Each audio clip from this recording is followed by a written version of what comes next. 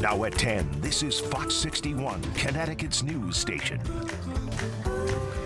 And thanks for joining us for the Fox 61 News at 10. I'm Brent Harden. And I'm Sarah Sanchez. Let's get a check of the forecast. Yeah, it's starting to feel a little summery around here, especially in terms of humidity. Yeah, things are going to start really getting humid, although this break in the rain and these really mild temperatures have felt so good, Rachel. Absolutely. And we have another break from the rain tomorrow. We have to enjoy while it lasts because we will see a return to showers for Wednesday and Thursday. And along with it, we will see rising levels of humidity. Those were the hints that you were getting dropped to you a moment ago. It is still not as wet as last week. We're not concerned with aggravating the flash flooding situation that we had in place last week, but still, we wish the break was a little longer. Here's a look at the radar and you'll see a smattering of showers here. Remember last week we had this traffic backup in the atmosphere where a storm was stuck nearby?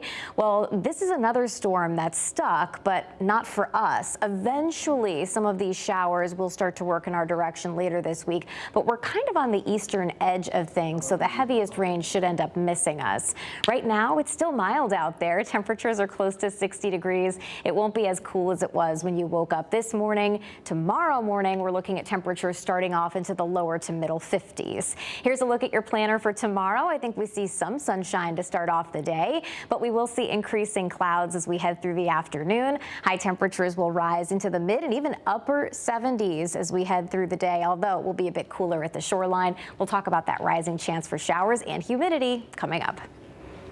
All right, Rachel, thank you. Well, the town of Enfield has voted on its financial path moving forward. The ongoing budget battle in town has raised a lot of ire from people who wanted more to be done for the town's schools. And Fox 61's Kay Pattyfoot was at that meeting today. She has more on the breakdown of the numbers and how people are reacting to the vote. Enfield's Town Council voted on the new budget for the upcoming fiscal year. Council members spoke about the budget, saying it was fair, while others said it's not enough, specifically when it came to the Board of Education's budget. Monday evening, the budget battle in the town of Enfield came down to a vote. 7 members in favor, 4 against. Town councilors spoke on the budget proposal and the impact set to come to people in town. You can't claim to support nonprofits and then cut their funding, the way I look at it. You can't claim to care about our schools and our kids and then not fund the Board of Education at the rate that their superintendent of schools is asking for. This budget has had the town divided, with rallies being held and people making their voices loud and clear. My biggest beef has been we vote to get these buildings up to code, but we don't put the money into the teachers and the staff to support all of our kids. The Board of Education asked for an almost 5% increase. With Monday's vote, it received a 4% increase. Some council members say Monday's vote was based on party line. Last year we lost 86 teachers, and this year we're able to bring back 11, and that is far less than the needs of the district and the requests from our superintendent of schools. Mayor Ken Nelson called the vote fair. We came out a lot better than a lot of us anticipated. It was a tough budget, and we try everything humanly possible to come in at zero, but in these tough economic times, it's just sometimes not feasible to pull it off. Elementary school teachers say even after this budget vote, more has to be done for the children in the town. 29 in a classroom. They love coming to me. I'm a math interventionist, so they're very thrilled about coming to a small group. They don't want to leave. And it's heartbreaking for me. Like, Mrs. Foss, I don't want to leave your classroom. And I said, I know, honey, but it's okay. You're going to go back to your classroom. As a result of the budget vote, there will be an increase for taxpayers of about $220. But Mayor Nelson tells me that's a better figure than what was originally presented, which was $700. In Enfield, Kay Pattyfoot, Fox 61. As a reminder to read up on today's headlines, scan the QR code there on your screen, download the free Fox 61 News app, and you can stay up to date on everything happening near you. Well, a teen is in the hospital tonight after he was hit by a car while riding his bicycle in Waterbury today. It happened just before 4 p.m. on Bishop Street. Officers say the 13-year-old boy was taken to a hospital with serious injuries, but he is expected to survive. The driver did stay at the scene, and the crash is under investigation tonight. A person has died after a late-night crash in Shelton. Police say 2 cars crashed just after 11 last night near River Road and Montgomery Street. This is a look at the scene from this morning. Police say 2 people from 1 car were taken to the hospital and are expected to recover. The person in the other car died at the hospital.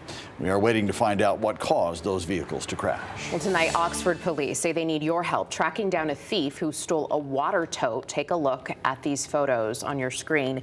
These pictures were released by police. They say it happened over the weekend at the Eastern Water Solutions on Benson Road. The plates on the truck were covered. A water tote can cost hundreds of dollars, and they're used to transport large quantities of liquids. If you know where it is, call police.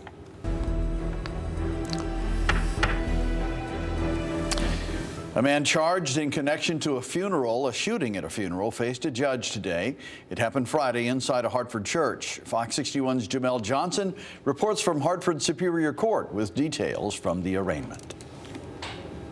The man accused in this incident is 34-year-old Joshua Smelly. His defense attorney did try to get his $1 million bond lowered, but a judge denied that request.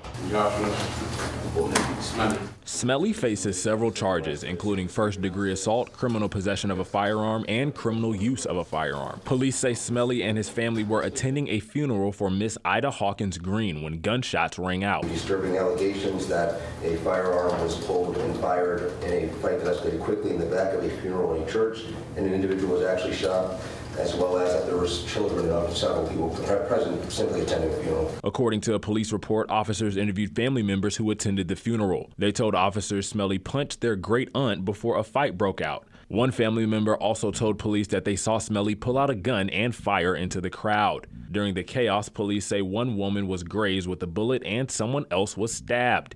Police officers stayed on scene and assisted with the rest of the funeral. They arrested Smelly the same day. Prosecutors say he has a lengthy criminal record. His last conviction was February of 2024 for operating under suspension, 3 months suspended, a year of probation. In 2014, Your Honor, he has a conviction for criminal possession of a firearm, burglary in the 3rd degree. Record dates back to 2010. Convictions for larceny 2 with a VOP. Both the bail commissioner and the prosecution recommended his bond remain at $1 million. For that $1 million bond and to affirm the 30%. While his defense team asked for a lower bond. He's a stay-at-home father. He has a 1-year-old, 5-year-old, 7-year-old, and 10-year-old. He cares for the kids with his girlfriend, who was at the alleged incident. I would ask Your Honor to adopt a much lower bond if possible. As I mentioned, he is a stay-at-home father, has basically no ability to post bond as a result, given his caretaking duties of his children. The judge denied the defense's request and kept Smelly's bond at $1 million. Police have confirmed that both victims were taken to the hospital with non-life-threatening injuries. Smelly's next court date is June 25th. In Hartford, Jamel Johnson, Fox 61.